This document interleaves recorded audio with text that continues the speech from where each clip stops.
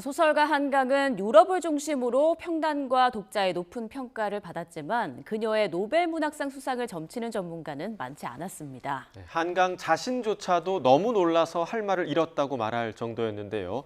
취재기자 연결해서 소설가 한강의 노벨 문학상 수상 이모저모를 알아보겠습니다. 박순표 기자. 네, 문화부입니다. 네, 소설가 한강, 노벨위원회로부터 언제 처음 수상 소식을 전해들었다고 하나요?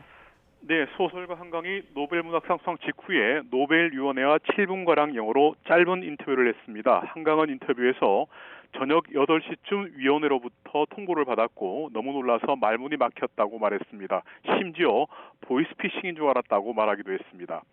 자신이 수상자가 될 수 있다는 어떤 사전 정보나 언급도 없었다는 뜻입니다.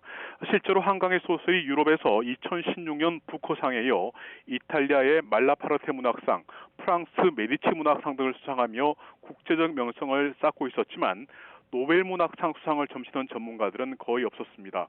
그만한 이유가 있습니다. 우선 노벨 문학상 수상자 121명 가운데 여성 작가는 18명밖에 되지 않습니다.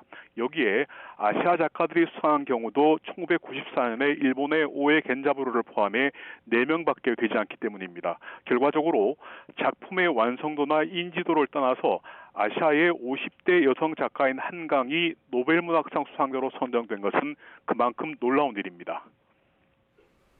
네, 소설가 한강이 어제 노벨위원회와 짧은 인터뷰를 하긴 했지만 아직 국내 팬들에게는 공식적인 입장을 내지는 않았죠. 그렇습니다. 아시다시피 노벨 문학상은 우리 문학계가 오랫동안 기다려왔던 소식입니다. 하지만 너무 갑작스러워서 그런지 아직 출판 문학을 담당하는 기자들에게도 소설가 한강이 지금 어디에 있는지, 언제 공식 회견을 하는지 등의 소식이 알려지지 않고 있습니다. 심지어 공식 회견을 한다면 어떤 출판사가 주관을 할지조차도 정확하게 정해지지 않은 상태입니다.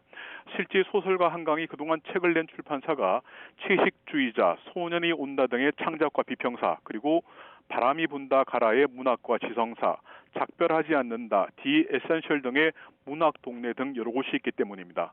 따라서 출판사들이 소설가 한강 씨의 의견을 물어서 공식 회견 일정 등을 현재 조율하고 있는 것으로 알려지고 있습니다.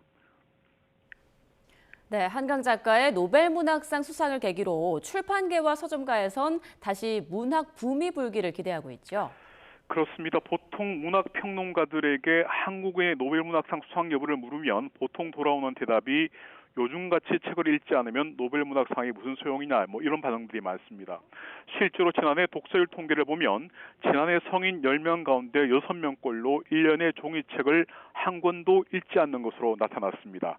10년 사이에 독서율이 반토막이 난 것입니다. 그렇다고 전자책이나 오디오북 등의 독서율이 크게 올라간 것도 아닙니다. 이런 상황에서 노벨 문학상 수상이 문학에 대한 붐을 조성하면서 한국 문학의 재변을 넓히고 독서율 향상에 역할을 하기를 전문가들은 기대하고 있습니다.